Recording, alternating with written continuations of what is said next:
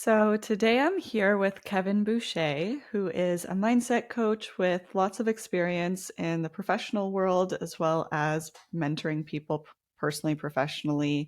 And I'm really excited to learn some of your experiences and hear some of what you have to offer today. So, do you want to just start off by introducing yourself and telling us a little bit more about who you are? Sure. Yeah, thanks very much, Angelica, for having me. This is a new format for me, so I'll try to not pass out throughout the process.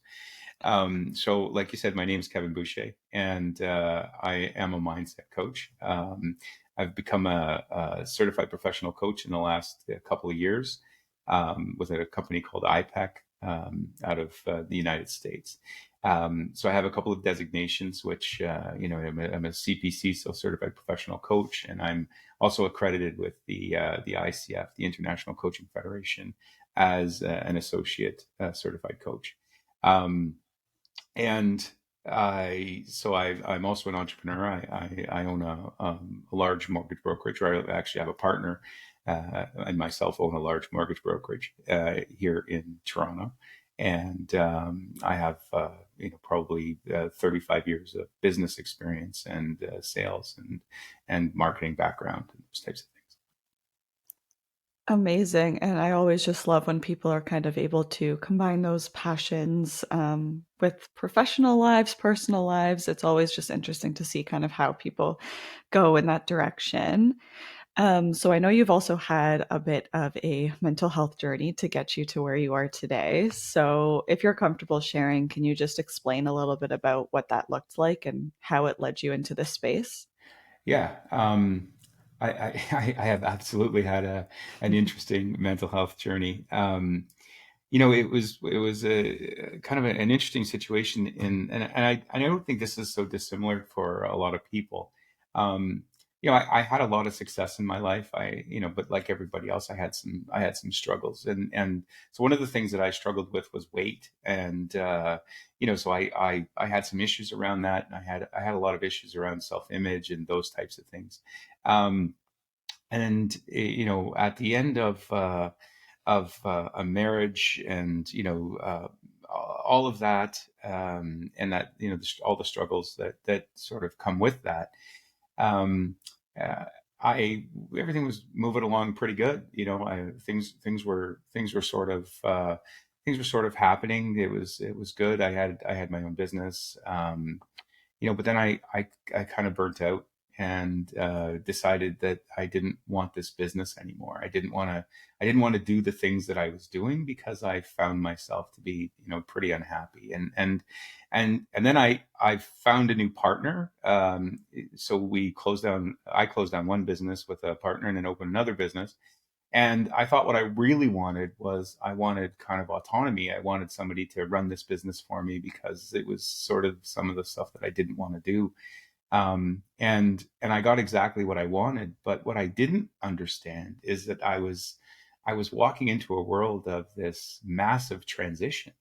And so what I found was I no longer had a place. I had been sort of the center of a particular universe for a long time with successful mortgage agents and a lot of people who relied on me. And suddenly, because this new partner was so dynamic and did such a great job, she took the company to places where I couldn't even imagine.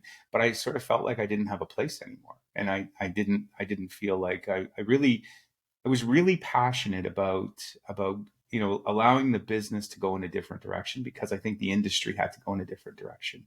And to be honest, I really wanted to be a part of something that was women centric and led by women, because I personally believe that that's the future. I think the world would be a better place if more women were in charge. And because of that, I got really unclear about what my role was and where I belonged in that business, because I sort of thought, the last thing that a woman centric business needs is some crotchety old guy who's been around for 30 years to tell them what to do and stuff. And so I took a real huge step back, but then I found that I didn't have a purpose. And when I sort of lost the purpose, I I started to question a lot of things about myself and about sort of, where I belonged and what I was doing, and those types of questions. And really it led to, then COVID happened. And like a lot of people, I mean, not everybody else, but a lot of people, went through a lot of suffering, and I was no exception to that. I sort of sat on the couch for 2 years and didn't do a whole lot. I sort of stopped growing. I stopped reading. I stopped, I self-medicated with marijuana. And then, if I was going to do something, well, it would have to be my job. So it was, it just, and what I realized was that, that I wasn't really showing up in a way for my business partner, and for my family, for my kids, the people who were watching me sort of self-destruct. Um, and then I started to get really hard on myself, right? I'm like, oh my God. And then, the sort of spiral just got worse and worse and worse. And until it kind of, I guess, it bottomed out, like a lot of things do. And I sort of had to start asking myself better questions. And some of those questions that seem obvious to people, it wasn't so obvious for me while I was going through it, right? I was sort of living through this kind of nightmare of. And then, for somebody who had been as successful as I was in a number of different businesses and had really positively impacted a lot of people, that sort of the gap between what I should have been in my mind, I use the term should have been, and what I was so great that I thought, oh my God, I'm never going to get back. And which led to more self-doubt and more self-destructive talk and stuff. And so that's kind of that was that part of the journey. Yeah. Yeah, thanks for sharing that. And I'm wondering what some of those questions were when you found yourself kind of at that bottom. Like, what were you really asking yourself to lead into this new phase of your life?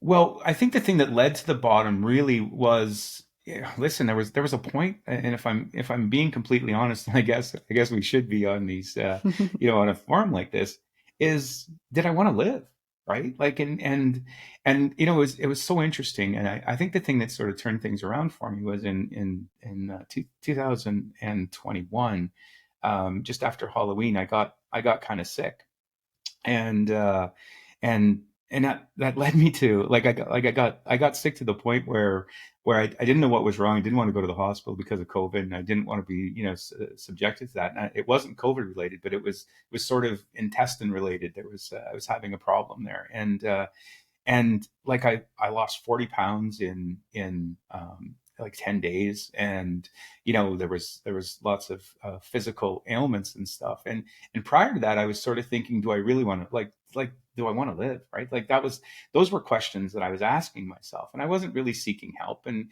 I don't think that I was at a point where that was going to be a possibility, but I was certainly going down that path. And then when I got sick, I kind of thought, well, I got to get better. And then I started to think, well, if I got to get better, that means I must want to live. So that answers that question.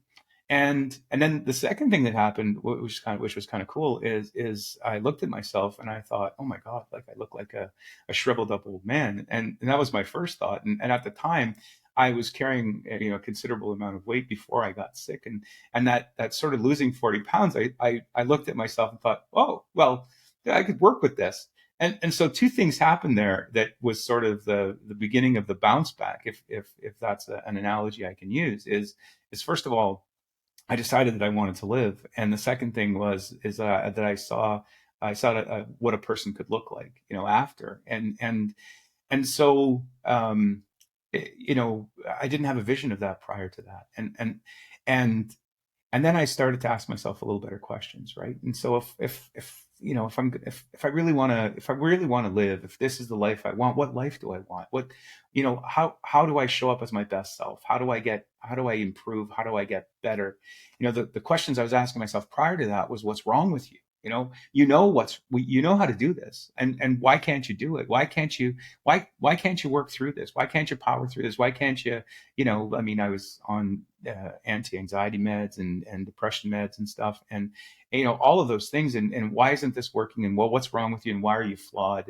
And so it was more of a, it was more, there was a lot of judgment, right? A lot of, like, so much judgment, and then I used to, then I would think that, oh my God, my kids see this and they're thinking this of me, and my wife is thinking this of me, and my business partner's thinking, negatively of me, and it led to that. But as soon as I started to apply a little bit of curiosity instead of judgment, which, curiosity is the opposite of judgment, and that led me to pick up books again and started to read and started to sort of rebuild, and then that led to coaching.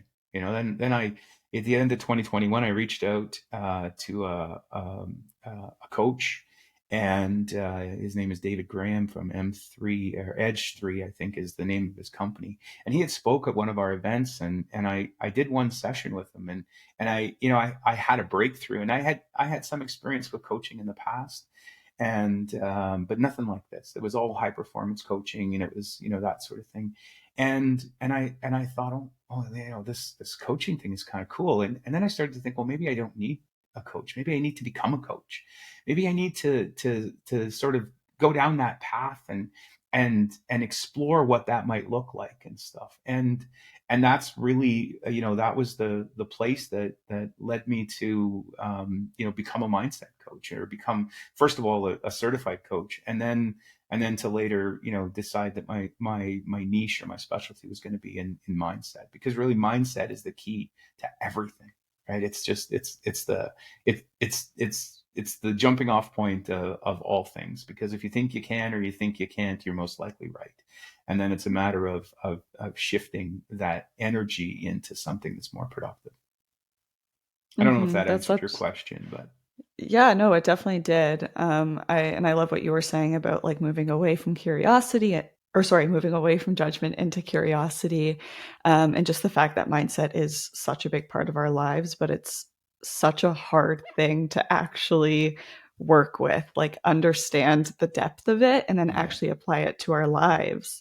And when you were kind of talking a bit about your story, it sounded like you were struggling a bit with that mentality piece and thinking negatively in your own mind. So, when you started going through this coaching process and learning more about mindset, what were some of the things that really stuck out to you, and how were you able to apply that to your own life? Yeah, thanks. That's a great question.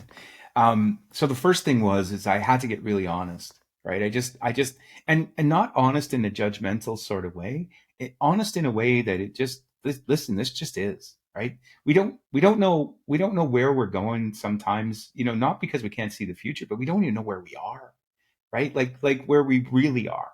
And so, some of the work that I did with IPEC, which was really important to me.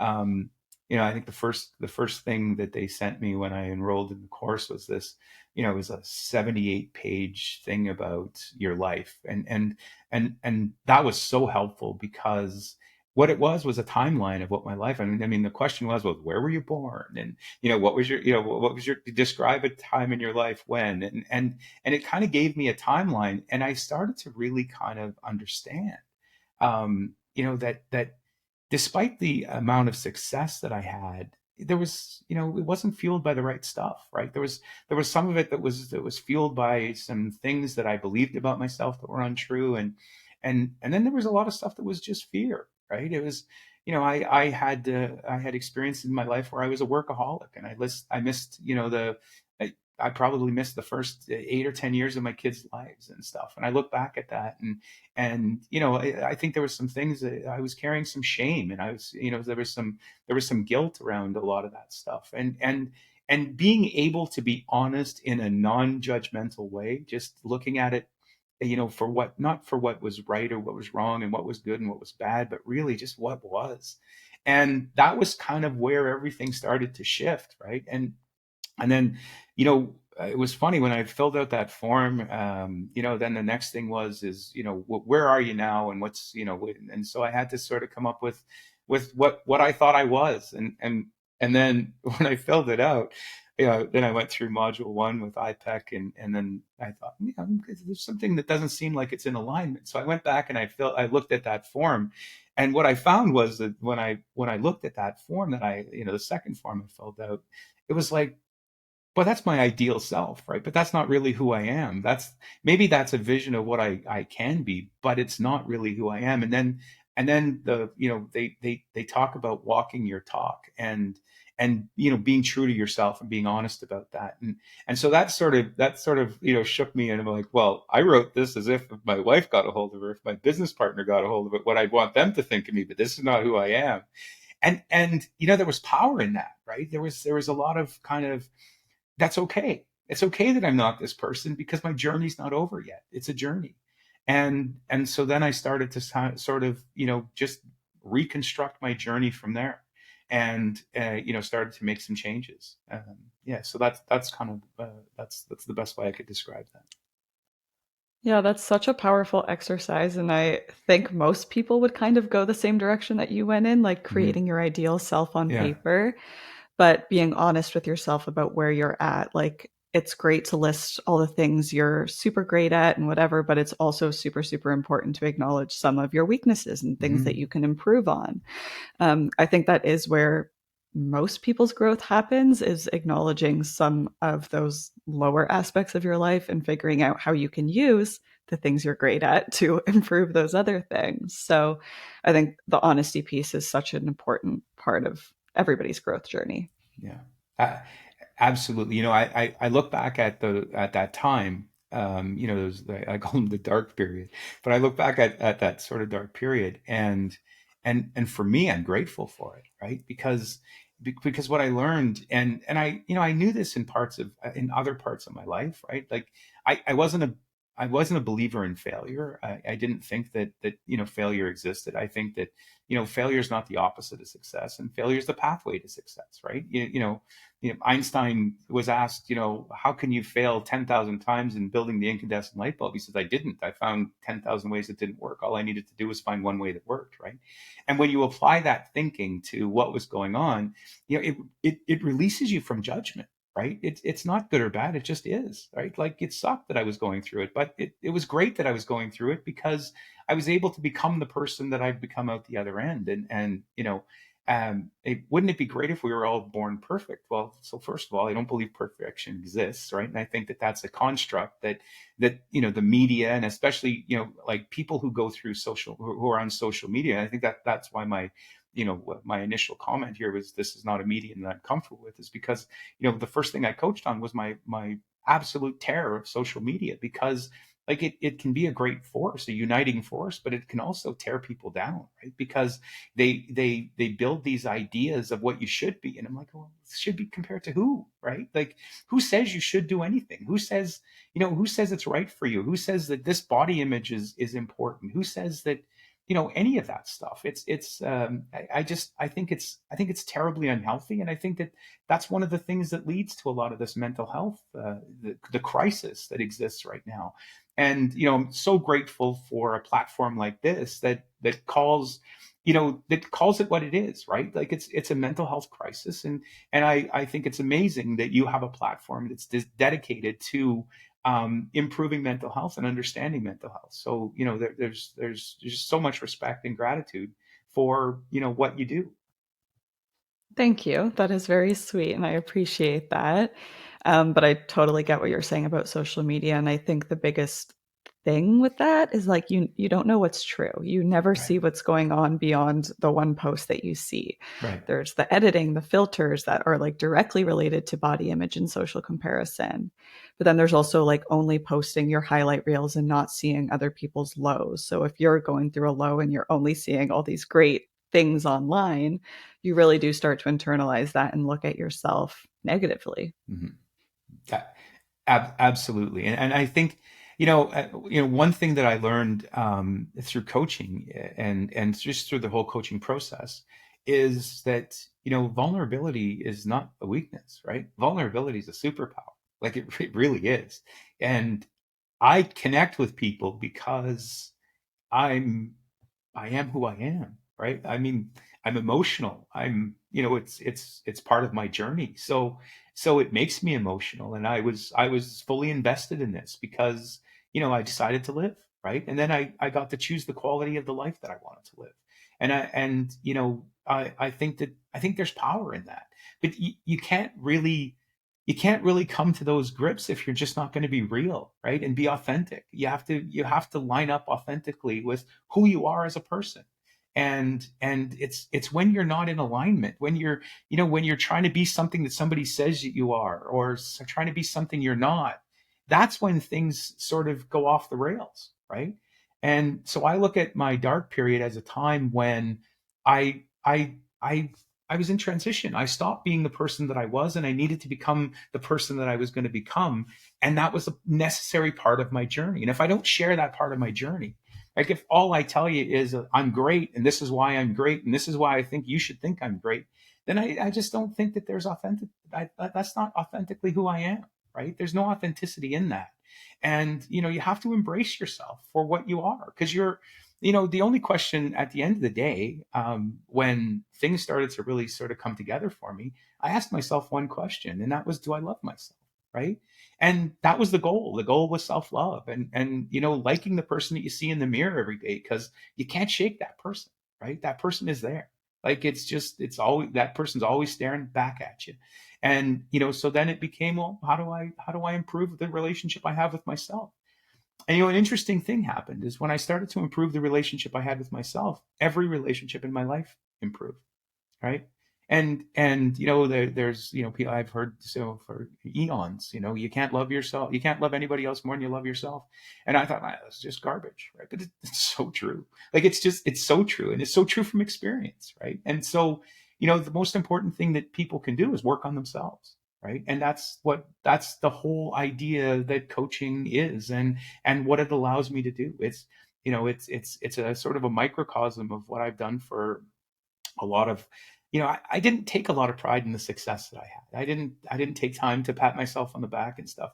But when I had salespeople who were achieving great things, I would celebrate their success. When I had mortgage agents who were doing amazing things that they didn't think they were capable of, I wanted to celebrate their success. Had nothing to do with my success, right? My basic philosophy in business was, if I can help you have the best year of your life, then we're going to be fine, right? And that's going to be my focus. And so that's kind of how I approach coaching.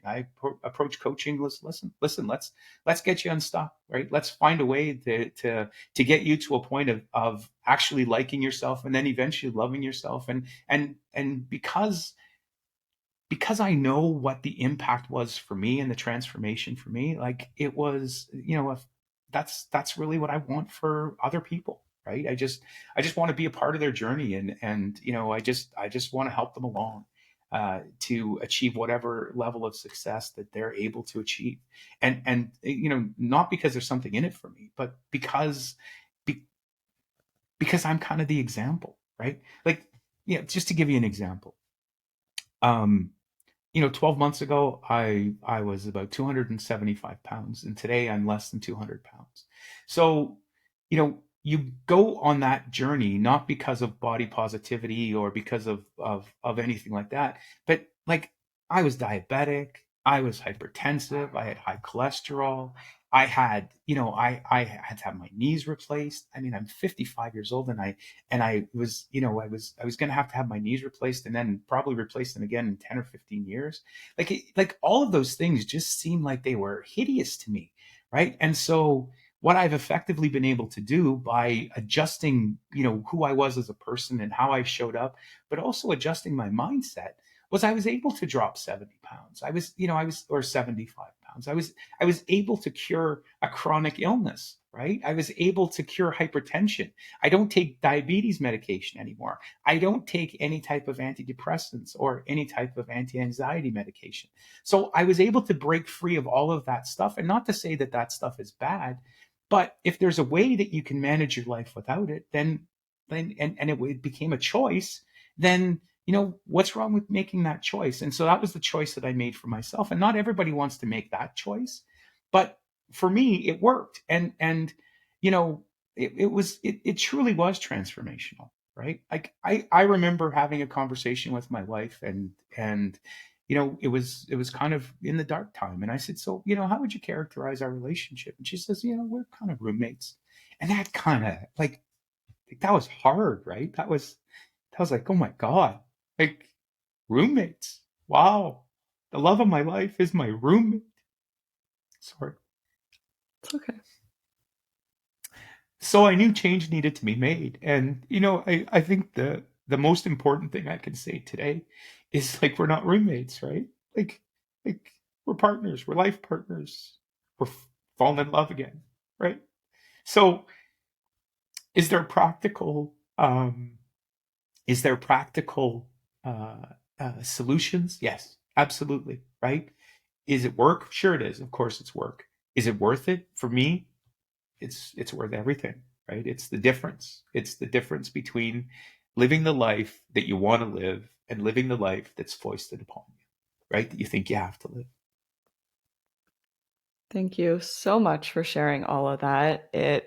I think just when we hear people's stories and the vulnerability piece is where the impact is the greatest. And I just love how you were kind of mentioning it as a necessary part of your growth. It was a really crappy time, of course, but you wouldn't be in the position that you're in today if you didn't kind of hit that bottom. And I know a lot of people struggle with finding gratitude or peace in some of those really difficult times in our lives, but sometimes it really is just switching the way that you think about it, the way that you talk about it. It's saying that, like, that time sucked, acknowledging that. But if I didn't have those really dark times, it wouldn't have pushed me into getting into coaching. I wouldn't have really taken the time to go get back into reading, help other people, serve myself while serving others. And I think a lot of people do kind of flourish when they hit that low. It's unfortunate that that has to happen first, but I think there's so much learning and healing to do in those really difficult times. Yeah, I would agree wholeheartedly. I mean, the truth of the matter is just from an appreciation perspective, right? If all the lights are green, like you kind of go through life like, like it's easy, like it's simple, and you do a mental health podcast. Life's not easy, right? It's not. It's not like it's simple, right? Like the concepts are simple, but they're not easy, right? And that's why the struggle exists. And the truth of the matter is, man, that's where the growth happens, right? It's in those times of struggle, in those times of difficulty is when the growth really happens. And listen, every monster movie you ever see where there's transformation, where they're going from you know Dr. Jekyll's going to Mr. Hyde and all of that stuff. There's always pain, right? There's always this agony and stuff, and it doesn't always have to be that agony, but that's what happens with growth, right? And not to say that you have to turn into a monster or anything like that, but anytime transition happens, transition's tough, right? And sometimes we don't even recognize that we're in transition. I didn't know that I was in transition, right? I didn't know that I was transitioning from one phase of my life to another. I didn't have the vocabulary around that. I didn't have the words that were necessary to understand any of that, right? Until I started to do the studying, until I started to do the work. And once I did the work, man, it was so worth it, right? It was so worth it. And that's what makes it worth it. It's the work that makes it worth it. And I don't know if that makes sense to you, but like that's sort of the way I think about it, right? It's the necessary part so that you can experience how great life can be. Because if you don't know that life can be pretty crappy and pretty shitty, then you don't really appreciate it, right? And if you live life with a lack of appreciation and a lack of gratitude, like then you're not living a full life, right? But I'm grateful for where I am today. I have so much gratitude around the people in my life, and the people who have guided me on this journey and have participated in the journey, and the people that I get to impact. I get to be a part of their journey, right? And that just carries forward. And it's such a cool thing. It's nothing that I could ever have experienced had I not gone through that dark period. No, that's something that I can absolutely resonate with. I think when you put the time into yourself, like it's really just investing in yourself, your own self-love, your own energy, and whatever you feed into your mind is exactly what you're going to be able to give out to other people. And I mean, for me, it was reading as well, reading the books, putting time into myself, going to therapy. For other people, that could look different. But I think reading was such a big part of that Yeah. initial stage for me. And I wanted to ask as well, have you read any of Brene Brown's books? So I have read everything that Brene Brown has ever written. I've watched all of her podcasts. All of that messaging is so important. And there was a part in Daring Greatly actually, where that Daring Greatly was the first book I picked up. Actually, if you see behind me on the wall, you can't really make it out, but that's actually the Man in the Arena quote by Teddy Roosevelt. So have I read Brene? Yeah, it's sort of a bit. But I thought it was so neat because, like, Brene's a woman author, right? And of course she writes about women, and in Daring Greatly she even talks about how um a lot of her stuff was written for women and with women in mind, until a man walked up to her at an event and said, listen, we struggle with the same shit that you guys are struggling with, right? This is not just a women thing, right? This is a mindful thing. And then she became aware of the fact that men have their own struggles, right? Men have, we have our own construct about what we're supposed to be, and we're supposed to be masculine, and we're supposed to be this, and I think that that's part of the problem in our culture is we have this idea that we have to be toxically masculine, or else we're effeminate and anything like, it's just such bullshit. Like it just is, right? It's just so unnecessary, and just it takes away so much of what life is, right? It's like even in the coaching field. I mean, like in my class of 40, I was probably one of about 6 or 7 men, right? And for the first time in my life, I get to be the sort of minority. I get to be the guy who doesn't look like all the rest of the coaches and stuff, right? But it doesn't mean that I don't connect with that, because you know we all have weakness, right? We all have things that we need to improve. We all have vulnerabilities. And if we keep them hidden, right? Like, we do gremlin work as a coach, right? And gremlins, you might be too young for gremlins, but gremlins were these little monsters that lived in the darkness. But my generation kind of grew up on that. And as soon as you shine light on it, then they scatter. And and that's the truth, right? As soon as you shine light on all this bullshit construct of masculinity and all this, and what people think you should be and everything, then it all unwinds, right? Because in the core, we're all just people. And we all get up, and we all put our pants one leg at a time on the same way.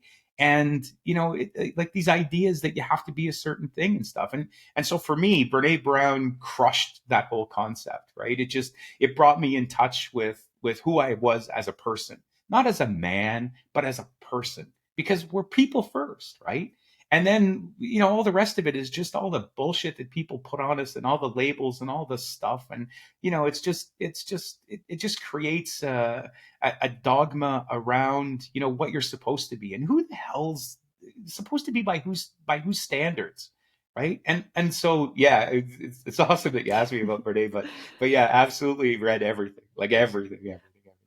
I I prescribe was her to just to my clients. Like, yeah, I was just curious because you were talking about guilt, shame, vulnerability, yeah, authenticity, and you can tell when somebody's read Brene Brown just the yeah, way that they talk about that stuff. So as you were talking, I'm like, I have to ask. yeah, yeah, And one of my favorite quotes from one of her books, I'm going to be butchering this, but something about when you unveil like the darkest parts of your lives, like that's when you're able to live the human experience fully yeah, and really connect to others. And that's what got me into doing this work.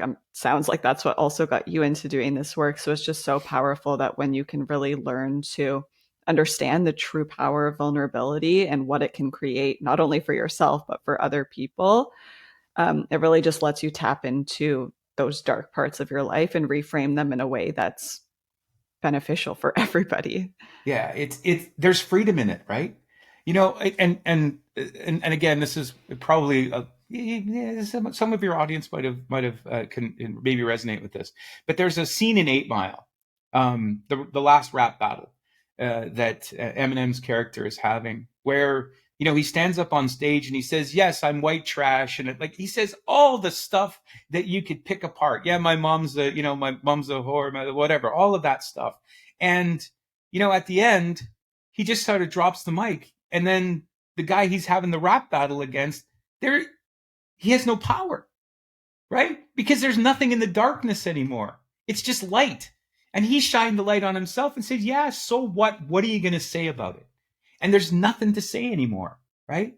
And so when you just strip away all of that stuff and all of that, I'm supposed to be, and I'm so cool, and I'm so macho, and I'm so this, and you just show up for the world, what the hell is anybody going to say about it? Right? You going to tell me like all the things that I've just told you about me? No.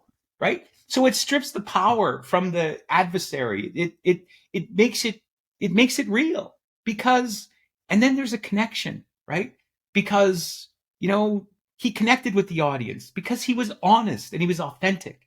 And I think that that's why I said it's a superpower, right? Because when you take all of the things that you're supposed to be, and all the things that people are supposed to think about you and say about you and stuff, and you just lay it bare and lay it out there for the world to see, it just is, right? It's not good or bad. It just is. My experience is my experience, and it just is. And if I was anything else, I wouldn't be authentic, and it would just be me playing a role, that is just not who I am. And that's not how I have to show up. I have to show up as my true self, and that's all part of me, right? It's just Hmm. it's just part of me. And when you do that, you just create the ability for yourself to actually own your own story and not let other people kind of speculate their own opinions into it. And I think that's been super powerful for me, is just I get to say what my experience has been. Nobody else knows what it's been. Yeah. So to hell with all of your opinions and judgments. But really just like tapping into who you are, what your experiences has been, is like such a freeing everything experience, mindset shift. Like it changes your life. Yeah, absolutely. Because I mean, what are the gremlins going to say, right? What are the other people going to say, right? Listen, how much more bad shit do you want me to tell you? I was a pothead, like I was a 55-year-old, 53-year-old pothead. Listen, and that's my reality, right? And so when I tell my story, it's I tell the whole story, right? I tell the story about when I was on welfare. I tell the story about when I went bankrupt. I tell the story about, because I can't just talk about, the being a millionaire and being, all of that stuff and having the success and all the greatness and all the stuff that comes with it. I can't just talk about that, because that's not true. Right. And so it is what it is. And you can judge me if you want. I don't care. That's fine. But the fact is, and I think that that's how I overcame my fear of social media. That's how I overcame my fear of public speaking. That's how I overcame my fear of anything, right? I just accepted it for what it was. And I'm doing it for me. I'm like, I don't care if anybody listens to this podcast. No offense. And I hope you have great readership and viewership and stuff. And I hope this continues. But honestly, I'm on this thing for me. And if somebody gets even one little nugget out of it, then it's been a successful journey, right? That's successful. But I mean, to do this for other people and to show up in your life for other people and to post on social media because you're somebody you're not, that's just be authentic, man. Just love yourself. Just love yourself. Wrap your arms around yourself and give yourself a hug and love yourself, because that's the secret. I love that. And kind of related to that, I know you mentioned that mindfulness has been a big part of your journey. So, in the self love realm, what role has mindfulness really played in both your personal and professional life? Yeah, really everything, right? Like becoming more mindful, becoming at peace. And the only way that you can become really truly peaceful is like you have to take quiet time. You have to take time for yourself, time to not think, but time to just be, right? Like, we're human beings. We're not human doings, right? We're not defined by the things we do. We defined by the people that we are and the beings that we become. And that's the reality. right? So mindfulness is everything. And caring about the other person, that's part of mindfulness, but caring about yourself first, right? And taking care of yourself first. And I have so many clients who struggle with the idea that it's all up to them, right? They have their mothers and their and fathers, and they have young kids, and they have responsibilities, they have this, and so we talk about, well, so what about you? Like, what do you do for you? Oh, well, I don't have time for that. Okay, so it sounds to me like you're the juggler, right? You juggle a lot of balls. Got a lot of balls in the air. Yeah. Oh, yeah, I got lots of balls in the air. So what happens when the juggler's not there? What happens to the balls? Oh, right. All the balls fall. I'm like, right. So who's the most important person here, right? The juggler. Because, like, I can't juggle, but you can juggle, right? And I certainly can't juggle your balls, but you can juggle. So let's take care of you, right? Let's get mindful with you. Let's make sure that you're talking about things that are important to you, and that your head is in the place that it needs to be in. And the only way to do that is through being mindful, right? It's mindful of your environments, mindful of the people, and how they, is this relationship serving me? Am I getting out of this what I need to get? And if it's not, then how do I move on? How do I put boundaries into my life, right? How can I put up some guardrails so that we can keep moving down the road? Because that's the most important thing. And the way that you do that, the way that I did that, was becoming mindful, right? So being honest, and then really thinking, and spending some time with your own thoughts, and spending some time, and then meditating. I'm a big proponent of meditation and getting calm. And I spent my life on, I was a workaholic, working 80, 90 hours a week. I used to take ephedrine, caffeine, and ASA, just so I could keep the fire burning, right? And that was the way I had to survive. And because I had to perform at a particular level, and I had to make sure, like, that's all bullshit, right? I had to get calm. I had to get peaceful. I had to get serene. I had to enjoy myself. I had to become comfortable in my own skin. And the only way you can become comfortable in your own skin is through mindfulness, right? It's through just being, and then nothing else. And then you can start to do the rest of it. I love that juggling analogy. That's definitely one that's going to stick with me. But the one word that always comes to my mind when I'm talking about mindfulness is intention. Yeah. And intentionality is like how I would describe mindfulness in my own life. Yes. And it's really just about doing the things that you need to do and fully leaning into that. Like, if I'm having a bad day and I just want to sit on the couch and watch Netflix, like, tell yourself, like, I am doing this for myself. I need some time to relax. Like, not shaming yourself and saying, like, oh, I'm so lazy, I'm sitting on the couch all day eating McDonald's, whatever it is. It's really just being intentional about thoughts, actions, goals, whatever you want to call it. And really just making sure that you are pouring into your own cup, because at the end of the day, you can't be that person for other people if you're not there for yourself. Yeah, so wise. I mean, the intentionality, absolutely, right? That's the wisdom. Like, that's absolutely the truth.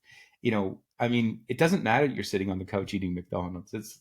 What matters is I'm giving myself permission to sit on the couch and eat McDonald's, right? It's that allowing yourself the space and the grace to be able to be what you need to be in the moment, right? Because, listen, again, what happens when the juggler breaks down, right? And so if you need quiet time, and you need McDonald's time, and you just need to do some Netflix or do whatever.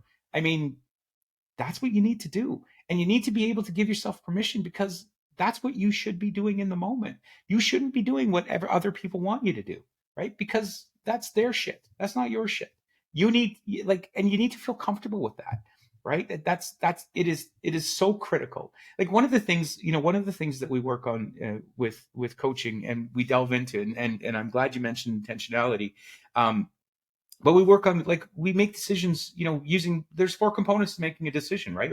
Or four ways that we make a decision. We're like, I'm not making this decision, I'm not doing this. Or else, well, I have to make this decision, right? Which creates a lot of negative kind of feeling, right? Or else I should make a decision, which again creates a whole lot of, more of that negative feeling. And then I choose to make this decision, right? And as soon as you can get to it from choice, which is intentionality, like you talk about, that's the secret, right? Because if you think about what you don't want to do, what you need to do, what you should do, and then what you choose to do, the energy there is completely different, right? It goes from feeling like icky and gross to feeling like, yeah, I want to do this. And then when you want to do this, then it clears up. And that's one of the things, that we do a lot of work on removing blocks, because we get people to do things by choice.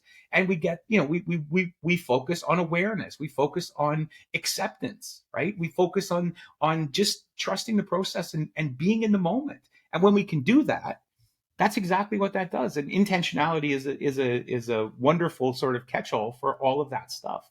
So I love that, and I'm going to steal that from you if that's okay. Absolutely. I'm stealing things from you.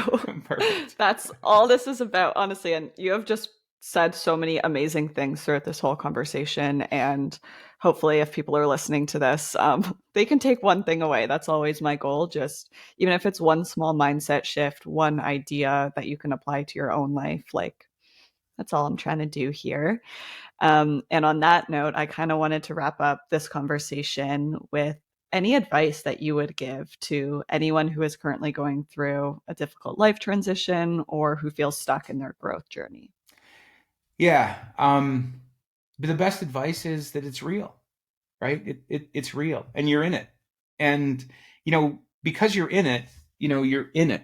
Like you're literally in it. And sometimes the best way to sort of realize it is to back off and see it from a 30,000 foot view, if that makes sense, right? Because we get in the mundane things, and uh, in coaching, I don't have any solutions for people, right? The solutions come from within. They come from them. And the very best coaches that I've had, the best coaches that I've worked with, the best coaches I've trained with, just ask great questions, right? And they evoke awareness, and they make you think, right? So somebody says something, and then you say, so what I heard you say was this, and like, how true is that for you?